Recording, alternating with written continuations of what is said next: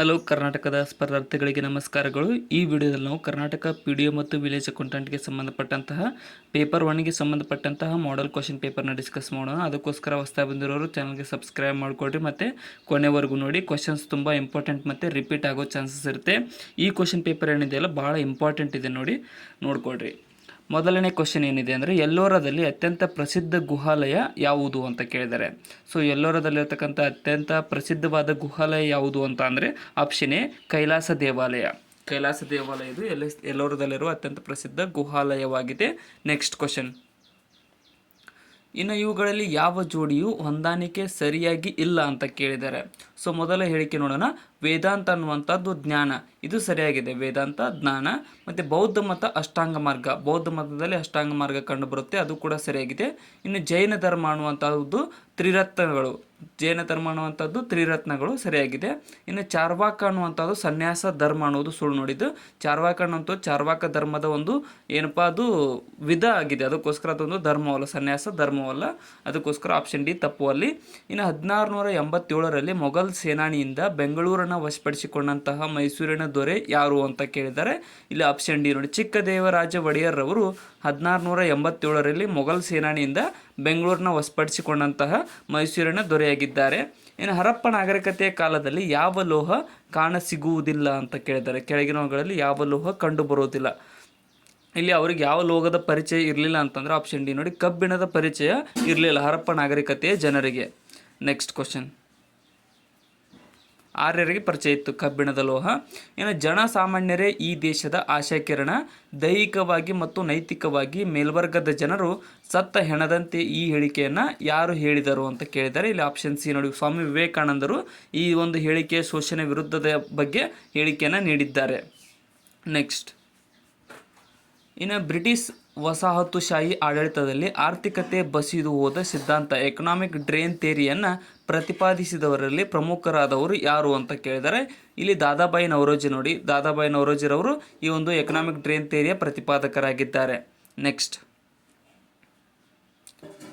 ಈ ಕೆಳಕಂಡ ರಾಜರ ಹೆಸರನ್ನು ಚಾರಿತ್ರಿಕ ಕ್ರಮದಲ್ಲಿ ಬರೆಯಿರಿ ಅಂತ ಕೇಳಿದ್ದಾರೆ. ಸೊ ಅವರು ಯಾರು ಫಸ್ಟ್ ಆಡಳಿತ ಮಾಡಿದ್ರು, ಯಾರು ಲೇಟಾಗಿ ಆಡಳಿತ ಮಾಡಿದ್ದಾರೆ ಅನ್ನೋದನ್ನು ಚಾರಿತ್ರಿಕ ಕ್ರಮದಲ್ಲಿ ಹೊಂದಿಸಿ ಬರೆದಾಗ ಆಪ್ಷನ್ ಡಿ ಸರಿಯಾಗುತ್ತದೆ. ಅಂದರೆ ಮೊದಲಿಗೆ ಗೌತಮಿ ಪುತ್ರ ಶಾತಕರ್ಣಿ ಅವರು ಆಡಳಿತ ಮಾಡಿದರು, ಅದಾದಮೇಲೆ ಕರಿಕಾಳ ಚೋಳ ಮತ್ತು ಪುಲಕೇಶಿ, ಎರಡನೇ ಪುಲಕೇಶಿರವರು, ಕೊನೆಗೆ ಮಹೇಂದ್ರ ವರ್ಮ. ಸೊ ಇಲ್ಲಿ ಹೊಂದಾಣಿಕೆ ಆಪ್ಷನ್ ಡಿ ಸರಿಯಾಗಿದೆ. ಮನೆತನ ನೋಡಿ ಗೊತ್ತಾಗುತ್ತೆ. ನೆಕ್ಸ್ಟ್ ಕ್ವಶನ್, ಇನ್ನು ಎ ಎಂಬುದು ಪ್ರತಿಪಾದನೆ, ಆರ್ ಎಂಬುದು ಅದಕ್ಕೆ ಸಮರ್ಥನೆಯಾಗಿದೆ. ಇವೆರಡರ ಸಂಬಂಧವನ್ನು ನಿರ್ಧರಿಸಿ ಪ್ರತಿಪಾದನೆಯನ್ನು ಯಾವುದು ಸರಿಯಾಗಿದೆ, ಯಾವ ವಾಕ್ಯ ಸರಿಯಾಗಿದೆ ಅನ್ನೋದನ್ನು ಗುರುತಿಸಿರಿ ಅಂತ ಕೇಳಿದ್ದಾರೆ. ಸೊ ಇಲ್ಲಿ ಆಪ್ಷನ್ ಬಿ ಎ ಸರಿಯಾಗಿದೆ, ಆರ್ ತಪ್ಪಾಗುತ್ತೆ. ನೋಡಿ ಇಲ್ಲಿ ಏನಂತಂದರೆ, ದಕ್ಷಿಣ ಭಾರತವು ತನ್ನ ಆರಂಭ ಇತಿಹಾಸದ ಕಾಲದಲ್ಲಿ ಗ್ರೀಕರು ಮತ್ತು ರೋಮನ್ನರೊಂದಿಗೆ ದೊಡ್ಡ ಪ್ರಮಾಣದಲ್ಲಿ ಮೆಣಸಿನ ವ್ಯಾಪಾರ ಮಾಡುತ್ತಿತ್ತು ಅನ್ನೋದು ಸರಿಯಾಗಿದೆ. ಇನ್ನು ಎರಡನೇದು ಏನು ಹೇಳುತ್ತಂದರೆ, ದಕ್ಷಿಣ ಭಾರತವನ್ನು ಆಳುತ್ತಿದ್ದವರು ದೊಡ್ಡ ಪ್ರಮಾಣದಲ್ಲಿ ಮೆಣಸನ್ನು ಬೆಳೆಯುವ ಕ್ರಮವನ್ನು ಕೈಗೊಂಡಿದ್ದರು ಅನ್ನೋದು ತಪ್ಪು. ನೋಡಿಲ್ಲ, ದಕ್ಷಿಣ ಭಾರತವನ್ನು ಆಳುತ್ತಿದ್ದವರು ದೊಡ್ಡ ಪ್ರಮಾಣದ ಮೆಣಸಿನ ಕ್ರಮ ಏನು ತಗೊಂಡಿರಲಿಲ್ಲ ಅವರು ಬೆಳೆಯೋದಕ್ಕೆ. ನೆಕ್ಸ್ಟ್, ಭಾರತದ ಇತಿಹಾಸದಲ್ಲಿ ವರಾಹಮಿರ ಈ ಕ್ಷೇತ್ರದಲ್ಲಿ ಪ್ರಸಿದ್ಧನಾಗಿದ್ದಾನೆ. ವರಾಹಮಿರನು ಯಾವ ಕ್ಷೇತ್ರದಲ್ಲಿ ಪ್ರಸಿದ್ಧನಾಗಿದ್ದ? ಇಲ್ಲಿ ಆಪ್ಷನ್ ಡಿ ನೋಡಿ, ಜ್ಯೋತಿಷ್ಶಾಸ್ತ್ರವನ್ನು ಕುರಿತ ಪಾಂಡಿತ್ಯಕ್ಕೆ ಈ ಒಂದು ವರಾಹಮಿರನು ಪ್ರಸಿದ್ಧನಾಗಿದ್ದನು. ಈ ಕೆಳಗಿನ ಯಾವ ಸಮಾನತೆಯನ್ನು ಭಾರತದ ಸಂವಿಧಾನ ಎತ್ತಿ ಹಿಡಿದಿಲ್ಲ ಅಂತ ಕೇಳಿದರೆ. ಸೊ ಮೊದಲನೇದು ಏನಾಯಿತು, ಕಾನೂನು ಮುಂದೆ ಎಲ್ಲರ ಸಮಾನತೆ, ಇದು ಸರಿಯಾಗಿದೆ. ಇನ್ನು ಧರ್ಮ, ಜನಾಂಗ, ಜಾತಿ, ಲಿಂಗ ಅಥವಾ ಜನ್ಮಸ್ಥಳವನ್ನು ಆಧರಿಸಿ ತಾರತಮ್ಯ ಮಾಡದಿರುವುದು, ಇದು ಕೂಡ ಸಂವಿಧಾನ ಎತ್ತಿ ಹಿಡಿಯುತ್ತೆ. ಮತ್ತು ಉದ್ಯೋಗಕ್ಕೆ ಸಂಬಂಧಿಸಿದ ಸಮಾನತೆ ಅವಕಾಶ, ಇದನ್ನು ಕೂಡ ಸಂವಿಧಾನ ಎತ್ತಿ ಹಿಡಿಯುತ್ತೆ. ಇನ್ನು ಕೊನೆಯದಾಗಿ ಎಲ್ಲರಿಗೂ ಸಮಾನ ಶೈಕ್ಷಣಿಕ ಅವಕಾಶ ಅನ್ನೋದನ್ನು ಯಾವುದೇ ರೀತಿಯಾದ ನಮ್ಮ ಭಾರತದಲ್ಲಿ ಎತ್ತಿ ಹಿಡಿಯೋದಕ್ಕಾಗಲ್ಲ. ಅವರವರ ಸ್ಥಿತಿಗತಿಗಿದ್ದಂತೆ ಅವರಿಗೆ ಎಜುಕೇಷನ್ ಸಿಗುತ್ತೆ. ಇನ್ನು ಯಾರ ದಿಗ್ವಿಜಯದೊಂದಿಗೆ ಕರ್ನಾಟಕದಲ್ಲಿ ಹೊಯ್ಸಳರ ಆಧಿಪತ್ಯವು ಅಧಿಕೃತವಾಗಿ ಕೊನೆಗೊಂಡಿತು? ಹೊಯ್ಸಳರ ಆಧಿಪತ್ಯ ಯಾರಿಂದ ಕೊನೆಗೊಂಡಿತ್ತು ಅಂದರೆ ಆಪ್ಷನ್ ಡಿ, ದೆಹಲಿ ಸುಲ್ತಾನರ ದಿಗ್ವಿಜಯದೊಂದಿಗೆ ಹೊಯ್ಸಳರ ಆಧಿಪತ್ಯವು ಕರ್ನಾಟಕದಲ್ಲಿ ಅಧಿಕೃತವಾಗಿ ಕೊನೆಗೊಂಡಿತು. ನೆಕ್ಸ್ಟ್, ಕೆಳಗಿನ 1ನೇ ಅಂಕಣದಲ್ಲಿರುವ ಕೆಲವು ರಾಜವಂಶಗಳ ಹೆಸರನ್ನು ಕೊಡಲಾಗಿದೆ. 2ನೇ ಅಂಕಣದಲ್ಲಿರುವ ಅವರು ನಿರ್ಮಿಸವಾದ ದೇವಾಲಯಗಳ ಹೆಸರನ್ನು ಕೊಡಲಾಗಿದೆ. ಇವುಗಳನ್ನು ಸರಿಯಾಗಿ ಹೊಂದಿಸಿ ಬರೆಯಿರಿ ಅಂತ ಕೇಳಿದರೆ. ಸೊ ಪಲ್ಲವರು ನಿರ್ಮಿಸಿದ ದೇವಾಲಯ ಅಂತಂದರೆ ವೈಕುಂಠ ಪೆರುಮಾಳ್ ದೇವಾಲಯ. ಮತ್ತು ರಾಷ್ಟ್ರಕೂಟರು ಕೈಲಾಸನಾಥ ದೇವಾಲಯದ ನಿರ್ಮಿಸಿದ್ದಾರೆ. ಚೋಳರು ಯಾವುದನ್ನಂತ ಧಾರಾಸುರಂ ಅನ್ನುವಂತಹ ದೇವಾಲಯವನ್ನು ನಿರ್ಮಿಸಿದ್ದಾರೆ. ಪಾಂಡ್ಯರು ಶ್ರೀವಿಲ್ಲಿಪುತ್ತೂರು. ಸೊ ಅದಕ್ಕೆ ಆಪ್ಷನ್ ಸಿ ಸರಿಯಾಗಿದೆ. ಇದರಲ್ಲಿ ಯಾವುದು ಗುಪ್ತರ ಕಾಲಕ್ಕೆ ಸಂಬಂಧವಿಲ್ಲ? ಗುಪ್ತರ ಕಾಲಕ್ಕೆ ಸಂಬಂಧಿಸದೇ ಇರತಕ್ಕಂಥದ್ದು ಯಾವುದು?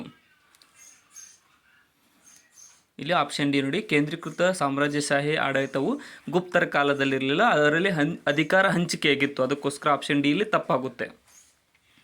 ಶ್ರೀಕೃಷ್ಣ ದೇವರಾಯರ ಕೆಳಗಿನ ಯುದ್ಧ ಸಾಹಸಗಳನ್ನು ಚಾರಿತ್ರಿಕ ಕ್ರಮದಲ್ಲಿ ಬರೆಯಿರಿ ಅಂತ ಕೇಳಿದ್ದಾರೆ. ಸೊ ಇಲ್ಲಿ ಈ 4 ಯುದ್ಧಗಳನ್ನು ಚಾರಿತ್ರಿಕ ಕ್ರಮದಲ್ಲಿ ಬರೆದಾಗ ಆಪ್ಷನ್ ಸಿ ಸರಿಯಾಗುತ್ತೆ. ಏನಂತಂದರೆ ಮೊದಲಿಗೆ ಬಿಜಾಪುರದೊಂದಿಗೆ ಯುದ್ಧ, ಅದಾದಮೇಲೆ ಒರಿಸ್ಸಾದೊಂದಿಗೆ ಯುದ್ಧ ಮಾಡ್ತಾರೆ, ಅದಾದಮೇಲೆ ಕುಲ್ಕಂಡದ ಕುಲಿ ಕುತುಬ್ ಶಾನೊಂದಿಗೆ ಯುದ್ಧ ಮಾಡಿ ಕೊನೆಯದಾಗಿ ಉಮ್ಮತ್ತೂರಿನಲ್ಲಿ ಶರಣಾಗತಿ ಕೂಡ ಶ್ರೀಕೃಷ್ಣ ದೇವರಾಯಗೆ ಸಂಬಂಧಿಸಿದೆ. ಭಾರತೀಯ ಸಂವಿಧಾನದ 24ನೇ ಅನುಚ್ಛೇದವು ಕಾರ್ಖಾನೆ, ಗಣಿ ಅಥವಾ ಇನ್ಯಾವುದೇ ಅಪಾಯಕಾರಿ ಉದ್ಯೋಗದಲ್ಲಿ ಮಕ್ಕಳನ್ನು ತೊಡಗಿಸಿಕೊಳ್ಳುವುದನ್ನು ನಿಷೇಧಿಸಿದೆ. ಯಾವ ವಯಸ್ಸಿಗಿಂತ ಕೆಳಗಿನವರು ಈ ನಿಷೇಧ ಅನ್ವಯಿಸುತ್ತದೆ ಅಂತ ಕೇಳಿದರೆ, ಸೊ ಇಲ್ಲಿ ಆಪ್ಷನ್ ಸಿ ನೋಡಿ, 14 ವರ್ಷದ ಒಳಗಿನ ಮಕ್ಕಳಿಗೆ ಈ ಒಂದು 24ನೇ ವಿಧಿಯಲ್ಲಿ ಬರತಕ್ಕಂಥ ಮಕ್ಕಳ ಬಾಲ ಕಾರ್ಮಿಕ ವಿರೋಧಿ ಕಾಯ್ದೆ ಸಂಬಂಧಪಡುತ್ತದೆ. ನೆಕ್ಸ್ಟ್, ಭಾರತೀಯ ಸಂವಿಧಾನವು ಪ್ರಜೆಗಳ ಮುಖ್ಯ ಕರ್ತವ್ಯ ಎಂದು ಪ್ರತಿಪಾದಿಸಿದಂಥ ಅಂಶಗಳು ಯಾವುವು? ಕೆಳಗಿನವುಗಳಲ್ಲಿ ಇಲ್ಲಿ ಆಪ್ಷನ್ ಸಿ ಸರಿಯಾಗುತ್ತೆ. ನಂತರ ಎ, ಬಿ ಮತ್ತು ಡಿ ಇಲ್ಲಿ ಸರಿಯಾದ ಉತ್ತರಗಳು.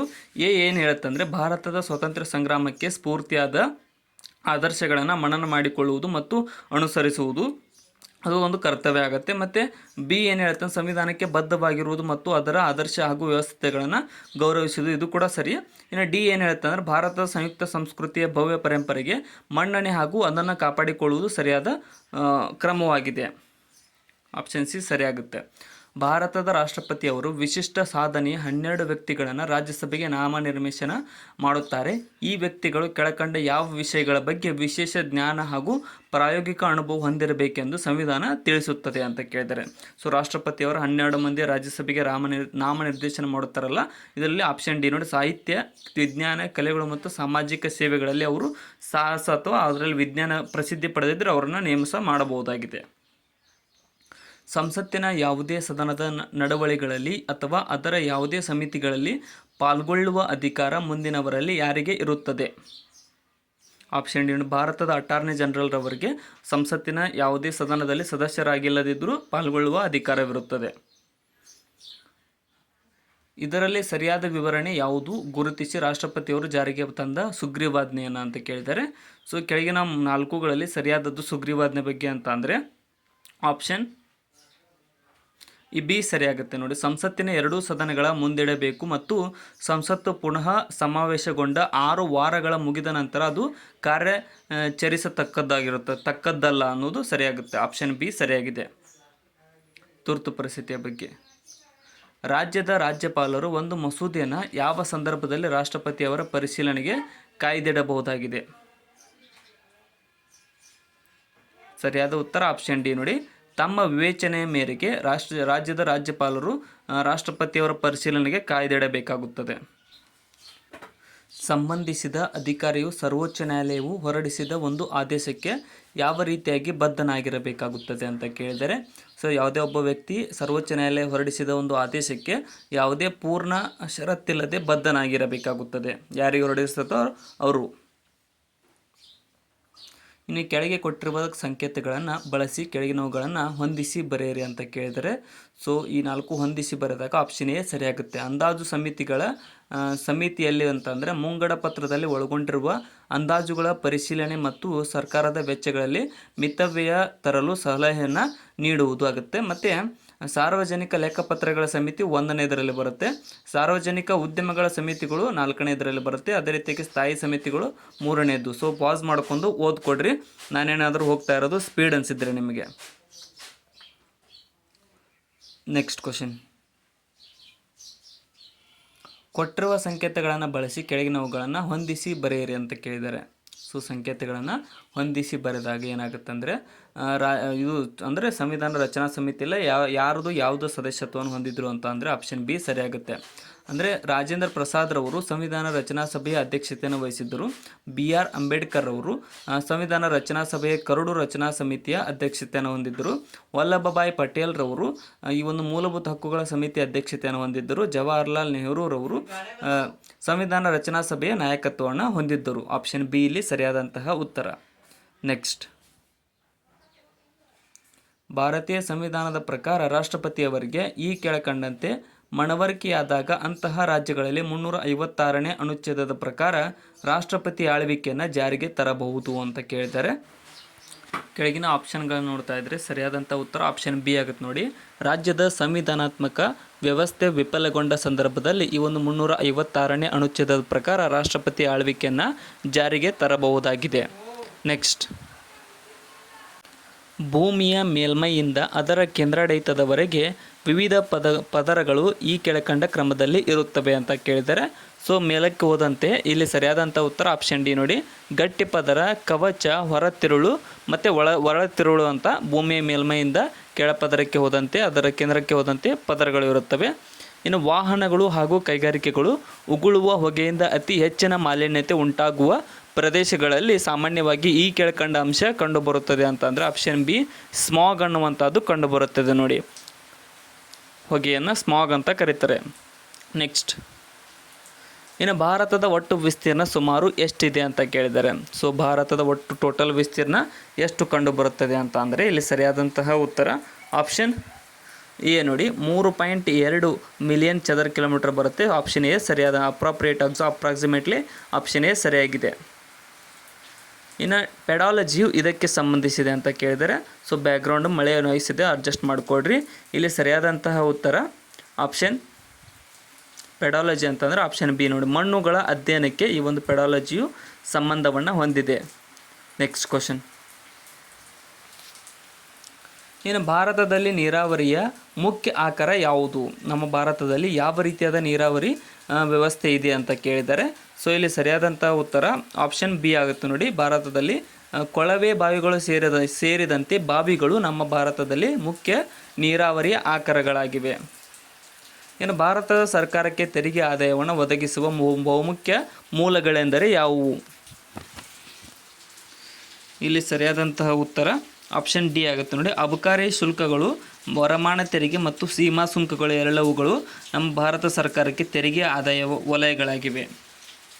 ಭಾರತದಲ್ಲಿ ವಾಣಿಜ್ಯ ಬ್ಯಾಂಕುಗಳು ಸಾಲ ನೀಡುವ ಆದ್ಯತಾ ವಲಯಗಳು ಈ ಕೆಳಕಂಡಂತಿವೆ. ಇಲ್ಲಿ ಸರಿಯಾದಂಥ ಉತ್ತರ ಆಪ್ಷನ್ ಡಿ. ಕೃಷಿ, ಸಣ್ಣ ಪ್ರಮಾಣದ ಕೈಗಾರಿಕೆಗಳು ಹಾಗೂ ಚಿಕ್ಕ ವ್ಯವಹಾರಗಳಿಗೆ ಈ ಒಂದು ವಾಣಿಜ್ಯ ಬ್ಯಾಂಕುಗಳು ಸಾಲವನ್ನು ನೀಡುತ್ತವೆ. ಅನುಕ್ರಮವಾಗಿ ಭಾರತದಲ್ಲಿ ಹೆಚ್ಚಿನ ಪ್ರಮಾಣದ ರಾಷ್ಟ್ರೀಯ ಆದಾಯ ಮತ್ತು ಕರ್ನಾಟಕದಲ್ಲಿ ರಾಜ್ಯದ ವರಮಾನ ಈ ಮೂಲಗಳಿಂದ ಕಂಡುಬರುತ್ತದೆ ಅಂತ ಕೇಳಿದರೆ, ಸೊ ಇಲ್ಲಿ ಸರಿಯಾದಂತಹ ಉತ್ತರ ಆಪ್ಷನ್ ಡಿ ನೋಡಿ. ತೃತೀಯ ವಲಯ ಹಾಗೂ ತೃತೀಯ ವಲಯ ಭಾರತದಲ್ಲೇ ಆಗಲಿ ನಮ್ಮ ಕರ್ನಾಟಕದಲ್ಲೇ ಆಗಲಿ ನಮಗೆ ಆದಾಯ ಹೆಚ್ಚು ತೃತೀಯ ವಲಯದಿಂದ ಕಂಡುಬರುತ್ತದೆ. ಇದರಲ್ಲಿ ಯಾವುದು ಸರಿಯಾದ ಹೊಂದಾಣಿಕೆಯಾಗಿದೆ ಅನ್ನೋದನ್ನು ಗುರುತಿಸಿರಿ ಅಂತ ಕೇಳಿದ್ದಾರೆ. ಸೊ ಬುಡಕಟ್ಟು ಜನಾಂಗಗಳು ಯಾವ ರಾಜ್ಯದಲ್ಲಿ ಕಂಡುಬರುತ್ತಾರೆ ಅನ್ನೋದು ಸರಿಯಾದದ್ದು. ಇಲ್ಲಿ ಸರಿಯಾದದ್ದು ಆಪ್ಷನ್ ಬಿ ನೋಡಿ. ಮುಂಡಾಗಳು ಬುಡಕಟ್ಟು ಜನಾಂಗ ಜಾರ್ಖಂಡ್ ರಾಜ್ಯದಲ್ಲಿ ಕಂಡುಬರುತ್ತಾರೆ ಅನ್ನೋದು ಮಾತ್ರ ಇಲ್ಲಿ ಸರಿಯಾದಂತಹ ಆಯ್ಕೆಯಾಗಿದೆ. ನೆಕ್ಸ್ಟ್, ಹಸಿರು ಕ್ರಾಂತಿ ಗ್ರೀನ್ ರೆವಲ್ಯೂಷನ್ ಅಂತ ಕರಿತೀವಲ್ಲ, ಶ್ವೇತ ಕ್ರಾಂತಿ ವೈಟ್ ರೆವಲ್ಯೂಷನ್ ಹಾಗೂ ನೀಲಿ ಕ್ರಾಂತಿ ಬ್ಲೂ ರೆವಲ್ಯೂಷನ್ ಇವು ಅನುಕ್ರಮವಾಗಿ ಈ ಕೆಳಕಂಡ ಉತ್ಪಾದನೆಯನ್ನು ಅಧಿಕಗೊಳಿಸುವುದಕ್ಕೆ ಸಂಬಂಧಿಸಿವೆ ಅಂತ ಕೇಳಿದ್ದಾರೆ. ಸೊ ಇಲ್ಲಿ ನೋಡಿದ ತಕ್ಷಣ ಗೊತ್ತಾಗುತ್ತೆ. ಹಸಿರು ಕ್ರಾಂತಿ ಆಹಾರಕ್ಕೆ, ಶ್ವೇತ ಕ್ರಾಂತಿ ಹಾಲಿಗೆ ಮತ್ತು ನೀಲಿ ಕ್ರಾಂತಿ ಮೀನಿಗೆ. ಆಪ್ಷನ್ ಎ ಸರಿಯಾದಂಥ ಉತ್ತರ. ಆಹಾರ ಧಾನ್ಯಗಳು, ಹಾಲು ಮತ್ತು ಮೀನು. ಇನ್ನೂ ಯಾರು ಸಬ್ಸ್ಕ್ರೈಬ್ ಮಾಡಿಲ್ಲ ಸಬ್ಸ್ಕ್ರೈಬ್ ಮಾಡಿಕೊಡ್ರಿ. ನೆಕ್ಸ್ಟ್ ಕ್ವಶನ್, ಭಾರತದಲ್ಲಿ ಕೈಗಾರಿಕಾ ಉತ್ಪನ್ನದ ಒಟ್ಟು ಮೌಲ್ಯಕ್ಕೆ ಹೆಚ್ಚಿನ ಕೊಡುಗೆ ನೀಡುವ ಪ್ರದೇಶ ಯಾವುದು? ಇಲ್ಲಿ ಆಪ್ಷನ್ ಸಿ ನೋಡಿ. ಮಹಾರಾಷ್ಟ್ರ ರಾಜ್ಯವು ಭಾರತದಲ್ಲಿ ಕೈಗಾರಿಕಾ ಉತ್ಪನ್ನಕ್ಕೆ ಒಟ್ಟು ಮೌಲ್ಯಕ್ಕೆ ಹೆಚ್ಚಿನ ಕೊಡುಗೆಯನ್ನು ನೀಡತಕ್ಕಂಥ ಪ್ರದೇಶವಾಗಿದೆ ಅಥವಾ ರಾಜ್ಯವಾಗಿದೆ. ಭಾರತದ ರಾಜ್ಯಗಳ ಪೈಕಿ ಈ ಕೆಳಕಂಡ ರಾಜ್ಯಗಳು ಅತಿ ಹೆಚ್ಚು ಪ್ರಮಾಣದಲ್ಲಿ ಅನುಕ್ರಮವಾಗಿ ಹತ್ತಿ ಮತ್ತು ಕಬ್ಬನ್ನು ಬೆಳೆಯುತ್ತವೆ ಅಂತ ಕೇಳಿದ್ದಾರೆ. ಸೊ ಇಲ್ಲಿ ಸರಿಯಾದಂಥ ಉತ್ತರ ಆಪ್ಷನ್ ಸಿ ನೋಡಿ. ಮಹಾರಾಷ್ಟ್ರ ಅತಿ ಹೆಚ್ಚು ಹತ್ತಿ, ಉತ್ತರ ಪ್ರದೇಶ ಅತಿ ಹೆಚ್ಚು ಕಬ್ಬನ್ನು ಬೆಳೀತಕ್ಕಂಥ ರಾಜ್ಯಗಳಾಗಿವೆ ನಮ್ಮ ದೇಶದಲ್ಲಿ. ನೆಕ್ಸ್ಟ್, ಬಿ ಟಿ ಎಂಬ ಶಬ್ದದಲ್ಲಿ ಬಿ ಟಿ ಎಂಬುದು ಏನನ್ನು ಸೂಚಿಸುತ್ತದೆ ಅಂತ ಕೇಳಿದರೆ, ಸೊ ಬಿ ಟಿ ಕಾಟನ್ ಅಂತ ಹೆಸರು ಕೇಳಿರ್ತೀರಿ. ಅದರಲ್ಲಿ ಬಿ ಟಿ ಅಂತ ಅಂದರೆ ಆಪ್ಷನ್ ಡಿ ಬ್ಯಾಸಿಲಸ್ ತುರಿಂಜೆನೆಸಿಸ್ ಅನ್ನುವುದನ್ನು ಸೂಚಿಸುತ್ತದೆ ಅದು ಬಿ ಟಿ ಅನ್ನುವಂಥದ್ದು. ನೆಕ್ಸ್ಟ್, ಭಾರಜಲ ಎಂದರೆ ಏನು ಅಂತ ಕೇಳಿದ್ದಾರೆ. ಸೊ ಹಾರ್ಡ್ ವಾಟರ್ ಅಂತ ಕರೀತಾರೆ. ಸೊ ಭಾರಜಲ ಅಂತ ಅಂದರೆ ಏನು? ಇಲ್ಲಿ ಸರಿಯಾದಂತಹ ಉತ್ತರ ಆಪ್ಷನ್ ಸಿ ಆಗುತ್ತೆ ನೋಡಿ. ಡ್ಯೂಟೇರಿಯಂ ಆಕ್ಸೈಡ್ D2O ಅಂತ ಏನು ಕರಿತೇವಲ್ಲ ಅದು ಭಾರಜಲಕ್ಕೆ ಉದಾಹರಣೆಯಾಗಿದೆ. ನೆಕ್ಸ್ಟ್, ಭಾರತದಿಂದ ಉಡಾವಣೆಯಾದ ಕಾರ್ಟೋಸ್ಯಾಟ್ ಉಪಗ್ರಹದ ಮೇಲೆ ಕೆಲಸವೇನೆಂದರೆ, ಕಾರ್ಟೋಸ್ಯಾಟ್ ಉಪಗ್ರಹದ ಕೆಲಸ ಏನು ಅಂತ ಕೇಳಿದ್ದಾರೆ. ಸೊ ಇಲ್ಲಿ ಆಪ್ಷನ್ ಡಿ ನೋಡಿ, ಭೂಮಿಯ ಮೇಲ್ಮೈ ಭೂಪಟ ರಚನೆಗೆ ಈ ಒಂದು ಕಾರ್ಟೋಸ್ಯಾಟ್ ಅನ್ನುವಂಥ ಸ್ಯಾಟಲೈಟನ್ನು ಭಾರತವು ಉಡಾವಣೆ ಮಾಡಿದೆ. ಸ್ಟೆಮ್ ಸೆಲ್ ಸಂಶೋಧನೆಯಲ್ಲಿ ಸ್ಟೆಮ್ ಸೆಲ್ಗಳು ಅಂದರೆ ಏನು? ಸ್ಟೆಮ್ ಸೆಲ್ ಸಂಶೋಧನೆಯಲ್ಲಿ ಸ್ಟೆಮ್ ಸೆಲ್ಗಳು ಅಂದರೆ ಇಲ್ಲಿ ಸರಿಯಾದಂಥ ಉತ್ತರ ಆಪ್ಷನ್ ಡಿ ಆಗುತ್ತೆ ನೋಡಿ. ವಿವಿಧ ಅಂಗಾಂಗಗಳಿಗಾಗಿ ರೂಪುಗೊಳ್ಳುವ ಜೀವಕೋಶಗಳನ್ನು ಸ್ಟೆಮ್ ಸೆಲ್ಸ್ ಅಂತ ಕರಿತೀವಿ. Stem cells. ಇನ್ನು ಕೆಳಗೆ ಕೊಟ್ಟಿರುವ ಸಂಕೇತಗಳನ್ನು ಬಳಸಿ ಕೆಳಗಿನವುಗಳನ್ನು ಹೊಂದಿಸಿ ಬರೆಯಿರಿ ಅಂತ ಕೇಳಿದರೆ, ಸೊ ಇಲ್ಲಿ ಭಾರತೀಯ ಪೆಟ್ರೋಲಿಯಂ ಸಂಸ್ಥೆ ಇರುವುದು ಡೆಹ್ರಾಡೂನ್ನಲ್ಲಿ. ಇನ್ನು ಭಾರತೀಯ ಆಸ್ಟ್ರೋಫಿಸಿಕ್ಸ್ ಸಂಸ್ಥೆ ಕಂಡುಬರುವುದು ಬೆಂಗಳೂರಿನಲ್ಲಿ, ಮತ್ತು ದಕ್ಷಿಣ ಭಾರತೀಯ ಭಾಷೆಗಳ ಕೇಂದ್ರ ಸಂಸ್ಥೆ ಕಂಡುಬರುವುದು ಮೈಸೂರಿನಲ್ಲಿ. ಇನ್ನು ಭಾರತೀಯ ಕೃಷಿ ಸಂಶೋಧನಾ ಸಂಸ್ಥೆ ಕಂಡುಬರುವುದು ನವದೆಹಲಿಯಲ್ಲಿ. ಅದಕ್ಕೋಸ್ಕರ ಆಪ್ಷನ್ ಡಿ ಇಲ್ಲಿ ಸರಿಯಾದಂತಹ ಹೊಂದಾಣಿಕೆ ಸೂಚಿಸುವ ಉತ್ತರವಾಗಿದೆ. ಡಿಸ್ಕ್ರಿಪ್ಷನ್ದೊಳಗೆ ಇರತಕ್ಕಂಥ ನಮ್ಮ ಚಾನಲ್ನ ಲಿಂಕನ್ನು ಕೂಡ ಫಾಲೋ ಮಾಡಿಕೊಡ್ರಿ. ನೆಕ್ಸ್ಟ್, ಇನ್ನು ಮಾಣಿಕ್ಯ ಎಂಬ ಪ್ರಶಸ್ತ ಶಿಲೆಯು ರಾಸಾಯನಿಕವಾಗಿ ಕೆಳಕಂಡದ್ದರ ಸ್ಫಟಿಕವಾಗಿದೆ. ಮಾಣಿಕ್ಯ ಅನ್ನುವಂಥ ಪ್ರಶಸ್ತ ಶಿಲೆ ಯಾವುದಕ್ಕೆ ರಾಸಾಯನಿಕವಾಗಿದೆ ಅಂದರೆ ಆಪ್ಷನ್ ಎ ನೋಡಿ, ಕ್ರೋಮಿಯಂ ಮುಂದರ್ದ್ರವ ಸೇರಿದ ಅಲ್ಯೂಮಿನಿಯಂ ಆಕ್ಸೈಡ್ಗೆ ಮಾಣಿಕ್ಯ ಅಂತ ಕರೆಯಲಾಗುತ್ತದೆ. ಮೊಬೈಲ್ ಸಂವಹನದಲ್ಲಿ ಬಳಸುವ ವಿದ್ಯುತ್ ಕಾಂತೀಯ ಅಲೆಗಳು ಯಾವುವು?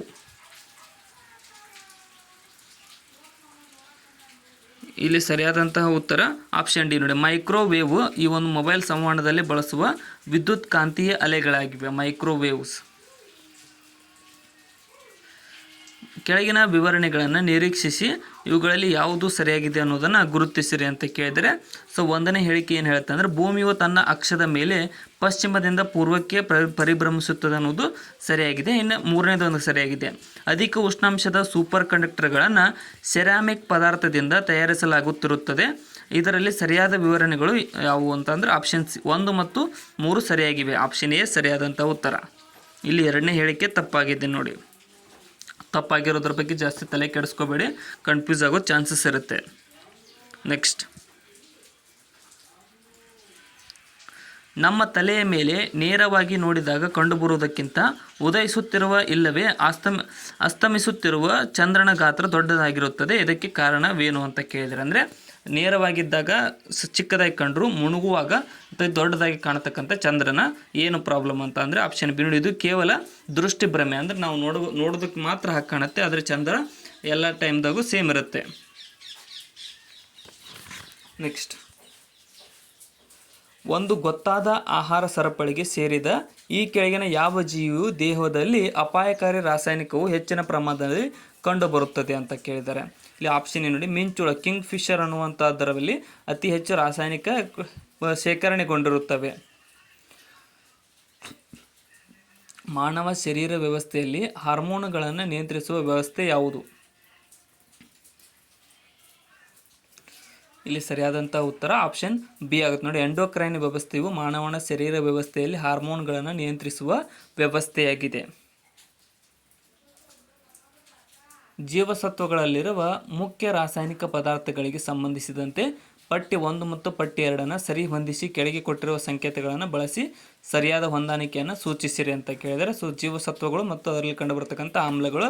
ವಿಟಮಿನ್ ಎ ಜೀವಸತ್ವದಲ್ಲಿ ಕಂಡುಬರುವುದು ಕ್ಯಾರೋಟಿನ್ ಕಂಡುಬರುತ್ತೆ. ವಿಟಮಿನ್ ಬಿ ಜೀವಸತ್ವದಲ್ಲಿ ಪೋಲಿಕ್ ಆಮ್ಲ ಕಂಡುಬರುತ್ತೆ. ಅದೇ ರೀತಿಯಾಗಿ ವಿಟಮಿನ್ ಸಿ ಜೀವಸತ್ವದಲ್ಲಿ ಅಸ್ಕಾರ್ಬಿಕ್ ಆ್ಯಸಿಡ್ ಕಂಡುಬರುತ್ತೆ. ಮತ್ತು ವಿಟಮಿನ್ ಡಿದಲ್ಲಿ ಕ್ಯಾಲ್ಸಿಫೆರಾಲ್ ಕಂಡುಬರುತ್ತೆ. ಆಪ್ಷನ್ ಡಿ ಇಲ್ಲಿ ಸರಿಯಾದಂತಹ ಉತ್ತರವಾಗಿದೆ, ಆಮ್ಲಗಳು ಮತ್ತು ಅವು ವಿಟಮಿನ್ಗಳು. ನೆಕ್ಸ್ಟ್, ಏಡ್ಸ್ ಪತ್ತೆಗೆ ಈ ಪರೀಕ್ಷೆ ಮಾಡುವುದಿಲ್ಲ ಅಂತ ಕೇಳಿದ್ದಾರೆ. ಸೊ ಕೆಳಗಿನ ಯಾವ ಪರೀಕ್ಷೆಯು ಏಡ್ಸ್ ಪತ್ತೆಗೆ ಸಂಬಂಧಿಸಿಲ್ಲ? ಇಲ್ಲಿ ಸರಿಯಾದಂತಹ ಉತ್ತರ ಆಪ್ಷನ್ ಡಿ. TMT ಏಡ್ಸ್ಗೆ ಸಂಬಂಧಿಸಿಲ್ಲ. ಮತ್ತು ಹಿವಾ ಪರೀಕ್ಷೆ, ಎಲೈಸರ್ ಪರೀಕ್ಷೆ ಮತ್ತು ಡಿಫಸ್ಟಿಕ್ ಪರೀಕ್ಷೆ ಇವೆಲ್ಲಗಳು ಏಡ್ಸ್ ಪರೀಕ್ಷೆಗಳಾಗಿವೆ. ಇನ್ನು ಪ್ರತಿ 3 ಮಿಲಿಯನ್ ವರ್ಷದಲ್ಲಿಯೂ 1 ಸೆಕೆಂಡಿನಷ್ಟು ಹಿಂದು ಮುಂದು ಆಗದ ಗಡಿಯಾರ ಯಾವುದು ಅಂತ ಕೇಳಿದರೆ, ಸೊ ಅತ್ಯಂತ ನಿಖರವಾದ ಗಡಿಯಾರ ಅಂತ ಕೇಳಿದ್ದಾರೆ. ಸೊ ಇಲ್ಲಿ ಆಪ್ಷನ್ ಸಿ ನೋಡಿ, CCM ಗಡಿಯಾರವು ಅತ್ಯಂತ ನಿಖರವಾದಂತಹ ಗಡಿಯಾರವಾಗಿದೆ. 1 ಸೆಕೆಂಡ್ ಕೂಡ ಹಿಂದೆ ಮುಂದೆ ಆಗಲ್ಲ ಆ ಗಡಿಯಾರ. ನೆಕ್ಸ್ಟ್, ಕರ್ನಾಟಕ ಸರ್ಕಾರದ ರೈತ ಮಿತ್ರ ಯೋಜನೆಯ ಉದ್ದೇಶವೇನಾಗಿತ್ತು? ಸರಿಯಾದಂತಹ ಉತ್ತರ ಆಪ್ಷನ್ ಬಿ ನೋಡಿ, ಬೆಳೆ ಉತ್ಪಾದನೆಗೆ ಸಂಬಂಧಿಸಿದಂತೆ ಸುಧಾರಿತ ವೈಜ್ಞಾನಿಕ ತಂತ್ರಜ್ಞಾನವನ್ನು ಪ್ರಚುರಪಡಿಸುವುದು ಈ ಒಂದು ಕರ್ನಾಟಕ ಸರ್ಕಾರದ ರೈತ ಮಿತ್ರ ಯೋಜನೆಯ ಉದ್ದೇಶವಾಗಿತ್ತು. ಯಾವ ರಾಜ್ಯಗಳ ನಡುವೆ ಮಹದಾಯಿ ನದಿಯ ನೀರಿನ ವಿವಾದ ನಡೆಯುತ್ತಿದೆ? ಯಾವ ರಾಜ್ಯದ ನಡುವೆ ಮಹದಾಯಿ ನದಿ ನೀರಿನ ವಿವಾದ ನಡೆಯುತ್ತಿದೆ ಅಂತ ಅಂದರೆ ಇಲ್ಲಿ ಸರಿಯಾದ ಉತ್ತರ ಆಪ್ಷನ್ ನೋಡಿ, ಕರ್ನಾಟಕ ಮತ್ತು ಗೋವಾ ರಾಜ್ಯಗಳ ನಡುವೆ ಮಹದಾಯಿ ನದಿ ನೀರಿನ ವಿವಾದ ನಡೆಯುತ್ತಿದೆ. ನೆಕ್ಸ್ಟ್, ಯಾವ ವರ್ಷ ಚುನಾವಣೆಯಲ್ಲಿ ಭಾರತದ ರಾಷ್ಟ್ರೀಯ ಕಾಂಗ್ರೆಸ್ ಮೊಟ್ಟ ಮೊದಲ ಬಾರಿಗೆ 8 ರಾಜ್ಯಗಳಲ್ಲಿ ತನ್ನ ಪ್ರಾಬಲ್ಯವನ್ನು ಕಳೆದುಕೊಂಡಿತು? ಇಲ್ಲಿ ಆಪ್ಷನ್ ಡಿ ನೋಡಿ, 1977ರಲ್ಲಿ ಭಾರತ ರಾಷ್ಟ್ರೀಯ ಕಾಂಗ್ರೆಸ್ ಮೊಟ್ಟ ಮೊದಲ ಬಾರಿಗೆ 8 ರಾಜ್ಯಗಳಲ್ಲಿ ತನ್ನ ಪ್ರಾಬಲ್ಯವನ್ನು ಕಳೆದುಕೊಂಡಿತು. ಸಾರ್ಕ್ ರೂಪಿಸುವುದಕ್ಕೆ ಪ್ರೇರಣೆಯ ನೀಡಿದ ರಾಷ್ಟ್ರ ಯಾವುದು? ಸಾರ್ಕ್ ಸಂಘಟನೆ ರೂಪಿಸುವುದಕ್ಕೆ ಪ್ರೇರಣೆ ನೀಡಿದಂತಹ ರಾಷ್ಟ್ರ? ಇಲ್ಲಿ ಸರಿಯಾದ ಉತ್ತರ ಆಪ್ಷನ್ ಬಾಂಗ್ಲಾದೇಶವು ಈ ಒಂದು ಸಾರ್ಕ್ ಸಂಘಟನೆಗೆ ಪ್ರೇರಣೆ ನೀಡಿದಂತಹ ರಾಷ್ಟ್ರವಾಗಿದೆ. ಇವುಗಳಲ್ಲಿ ಸರಿಯಾದ ಜೋಡಣೆ ಯಾವುದು ಅನ್ನುವುದನ್ನು ಗುರುತಿಸಿರಿ. ಲೇಖಕರು ಮತ್ತು ಲೇಖನಗಳು. ಸರಿಯಾದದ್ದು ಆಪ್ಷನ್ ಎ. ಸಲ್ಮಾನ್ ರಸ್ದೀರ್ ಅವರು ಪಾಲಿಮಾರ್ ದಿ ಕ್ಲೌನ್ ಅನ್ನುವಂಥ ಲೇಖನವನ್ನು ಬರೆದಿದ್ದಾರೆ. ಅದು ಮಾತ್ರ ಸರಿ, ಇಲ್ಲಿ ಮಿಕ್ಕಿದವುಗಳು ತಪ್ಪಾಗಿದ್ದಾವೆ. ಕೆಳಗೆ ಕೊಟ್ಟಿರುವ ಸಂಕೇತಗಳನ್ನು ಬಳಸಿ ಸರಿಯಾದ ಹೊಂದಾಣಿಕೆ ಯಾವುದು ಅನ್ನೋದನ್ನು ಗುರುತಿಸಿರಿ ಅಂತ ಕೇಳಿದ್ದಾರೆ. ಸೊ ಅವರ ಪತ್ರಿಕೆಗಳು ಇಲ್ಲಿ ಆಪ್ಷನ್ ಡಿ ಸರಿಯಾಗುತ್ತೆ. ಜವಾಹರ್ಲಾಲ್ ನೆಹರೂರವರು ಈ ಡಿಸ್ಕವರಿ ಆಫ್ ಇಂಡಿಯಾ ಅನ್ನೋ ಲೇಖನವನ್ನು ಬರೆದಿದ್ದಾರೆ. MK ಗಾಂಧಿರವರು ಹಿಂದ್ ಸ್ವರಾಜನ್ನು ಬರೆದಿದ್ದಾರೆ. BR ಅಂಬೇಡ್ಕರ್ ರವರು ಅನ್ಹಿಲೇಷನ್ ಆಫ್ ಕಾಸ್ಟ್ ಅನ್ನೋದನ್ನು ಬರೆದಿದ್ದಾರೆ. EMS ನಂಬೂದ್ರಿಪಾಡ್ ಅನ್ನುವಂಥವರು the Mahatma and the ism ಅನ್ನೋದನ್ನು ಬರೆದಿದ್ದಾರೆ. ಆಪ್ಷನ್ ಡಿ ಸರಿಯಾದಂತಹ ಉತ್ತರ. ಕ್ವಿಕ್ ಟೈಮ್ ಮಲ್ಟಿಮೀಡಿಯಾ ತಂತ್ರಜ್ಞಾನವನ್ನು ರೂಪಿಸಿದ ಕಂಪ್ಯೂಟರ್ ಸಂಸ್ಥೆ ಯಾವುದು? ಕ್ವಿಕ್ ಟೈಮ್ ಮಲ್ಟಿಮೀಡಿಯಾ ತಂತ್ರಜ್ಞಾನ. ಆಪ್ಷನ್ ಎ ನೋಡಿ, ವಿಪ್ರೋ ಸಂಸ್ಥೆ. ನೋಡಿ, ಮೊದಲ ಬಾರಿಗೆ ವಿಪ್ರೋ ಸಂಸ್ಥೆ ಈ ಒಂದು ತಂತ್ರಜ್ಞಾನವನ್ನು ಅಳವಡಿಸಿದ ಮೊದಲ ಸಂಸ್ಥೆಯಾಗಿದೆ. ಕೆಳಗೆ ಕೊಟ್ಟಿರುವ ಪಟ್ಟಿ 1ರಲ್ಲಿ ನಗರಗಳ ಹೆಸರನ್ನು, ಪಟ್ಟಿ 2ರಲ್ಲಿ ವಿಮಾನ ನಿಲ್ದಾಣಗಳ ಹೆಸರನ್ನು ಕೊಡಲಾಗಿದೆ. ಇವುಗಳಲ್ಲಿ ಸರಿ ಹೊಂದಾಣಿಕೆ ಯಾವುದು ಎಂಬುದನ್ನು ಸಂಕೇತಗಳ ಮೂಲಕ ಗುರುತಿಸಿರಿ ಅಂತ ಕೇಳಿದರೆ ಇಲ್ಲಿ ಆಪ್ಷನ್ ಬಿ ಸರಿಯಾಗುತ್ತೆ. ಏನಂತಂದರೆ ಆಮ್ಸ್ಟರ್ಡ್ಯಾಮ್ನಲ್ಲಿ ಈ ಒಂದು ಸ್ಟಿಪಾಲ್ ಅನ್ನುವಂತಹ ವಿಮಾನ ನಿಲ್ದಾಣ ಕಂಡುಬರುತ್ತೆ. ಲಂಡನ್ನಲ್ಲಿ ಹಿಥ್ರೋ ಅನ್ನುವಂಥದ್ದು. ಪ್ಯಾರಿಸ್ನಲ್ಲಿ ಯಾವುದು ಅಂತಂದ್ರೆ ಚಾರ್ಲ್ಸ್ ಡಿ ಗಾಲ್ ಅನ್ನುವಂತಹ ವಿಮಾನ ನಿಲ್ದಾಣ. ಅಥೆನ್ಸ್ನಲ್ಲಿ ಎಲ್ ತೆರೈಸ್ ವೆನಿಜೆಲೋಸ್ ಅನ್ನುವಂಥದ್ದು ವಿಮಾನ ನಿಲ್ದಾಣ ಕಂಡುಬರುತ್ತೆ. ನಾನೇನಾದ್ರು ತಪ್ಪು ಹೇಳಿದರೆ ನೀವು ಪಾಸ್ ಮಾಡ್ಕೊಂಡು ಓದ್ಕೊಳ್ರಿ. ನೆಕ್ಸ್ಟ್, ಇವರಲ್ಲಿ ಯಾರನ್ನ ಕರ್ನಾಟಕ ಸಂಗೀತದ ತ್ರಿಮೂರ್ತಿಗಳೆಂದು ಕರೆಯಲಾಗುತ್ತದೆ? ಕರ್ನಾಟಕ ಸಂಗೀತದ ತ್ರಿಮೂರ್ತಿಗಳು. ಇಲ್ಲಿ ಸರಿಯಾದ ಉತ್ತರ ಆಪ್ಷನ್ ಸಿ ನೋಡಿ. ಯಾರನ್ನ ಅಂತ ಅಂದರೆ ತ್ಯಾಗರಾಜ, ಶ್ಯಾಮಶಾಸ್ತ್ರಿ ಮತ್ತು ಮುತ್ತುಸ್ವಾಮಿ ದೀಕ್ಷಿತರ್ ಅನ್ನುವರನ್ನ ಕರ್ನಾಟಕ ಸಂಗೀತದ ತ್ರಿಮೂರ್ತಿಗಳಂತ ಕರೆಯಲಾಗುತ್ತದೆ. ನೆಕ್ಸ್ಟ್ ಕ್ವಶನ್, ಇವುಗಳಲ್ಲಿ ಯಾವುದು SL ಭೈರಪ್ಪನವರು ರಚಿಸಿದಂತಹ ಕೃತಿ ಅಲ್ಲ? ಇಲ್ಲಿ ಸರಿಯಾದಂತಹ ಉತ್ತರ ಆಪ್ಷನ್ ಡಿ ಆಗುತ್ತೆ ನೋಡಿ. ಸರಸಮ್ಮನ ಸಮಾಧಿ ಅನ್ನುವಂತಹದ್ದನ್ನು SL ಭೈರಪ್ಪನವರು ರಚಿಸಿದ ಕೃತಿಯಾಗಿರುವುದಿಲ್ಲ. ಪಟ್ಟಿ 1 ಮತ್ತು ಪಟ್ಟಿ 2 ಸರಿಯಾಗಿ ಹೊಂದಿಸಿ ಕೆಳಗೆ ಕೊಟ್ಟಿರುವ ಸಂಕೇತಗಳಿಂದ ಸರಿ ಉತ್ತರವನ್ನು ಆಯ್ಕೆ ಮಾಡಿ ಅಂತ ಕೇಳಿದ್ದಾರೆ. ಸೊ ಇಲ್ಲಿ ಸರಿಯಾದ ಉತ್ತರ ಆಪ್ಷನ್ ಡಿ ನೋಡಿ. ಹೆಪಟೈಟಿಸ್ ಅನ್ನುವಂಥದ್ದು ಲಿವರ್ನಲ್ಲಿ ಕಂಡುಬರುತ್ತೆ. ಲುಕೇಮಿಯಾ ಅನ್ನುವಂತಹದ್ದು ರಕ್ತದಲ್ಲಿ ಕಂಡುಬರುತ್ತೆ. ಮಧುಮೇಹ ಅನ್ನುವಂಥದ್ದು ಯಾವುದು ಪ್ಯಾಂಕ್ರಿಯಾಸ್ನಲ್ಲಿ. ಗ್ಲಾಕೋಮ್ ಅನ್ನುವಂಥದ್ದು ಕಣ್ಣಿನಲ್ಲಿ ಕಂಡುಬರುತ್ತೆ. ಸೊ ಬ್ಯಾಕ್ಗ್ರೌಂಡ್ ನಾಯ್ಸ್ ಇದೆ, ಅಡ್ಜಸ್ಟ್ ಮಾಡಿಕೊಡ್ರಿ. ಆಪ್ಷನ್ ಡಿ ಸರಿಯಾಗಿದೆ. ನೆಕ್ಸ್ಟ್, ಕೆಳಗಿನ ವಿವರಣೆಯನ್ನು ಪರಿಶೀಲಿಸಿರಿ. ಇವುಗಳಲ್ಲಿ ಸರಿಯಾದ ವಿವರಣೆಗಳೆಂದರೆ ಯಾವುದನ್ನು ಅನ್ನುವುದನ್ನು ಗುರುತಿಸಿರಿ. ಇಲ್ಲಿ ಸರಿಯಾದಂತಹದ್ದು ಆಪ್ಷನ್ ಸಿ ಸರಿಯಾಗುತ್ತೆ. ಏನಂತಂದರೆ 2 ಮತ್ತು 3 ವಿವರಣೆಗಳು ಸರಿಯಾಗಿವೆ. ತೆಹರಿ ಜಲಾಶಯವನ್ನು ಉತ್ತರಾಂಚಲ ರಾಜ್ಯದಲ್ಲಿ ನಿರ್ಮಿಸಲಾಗುತ್ತಿದೆ, ಸರಿಯಾಗಿದೆ, ಇವಾಗ ನಿರ್ಮಿಸಿದ್ದಾರೆ. ಮತ್ತು ಮಾನಸ ಸರೋವರವು ಚೀನಾದಲ್ಲಿ ಕಂಡುಬರುತ್ತದೆ, ಇದು ಕೂಡ ಸರಿ. 2 ಮತ್ತು 3 ಸರಿಯಾಗಿದ್ದಾವೆ.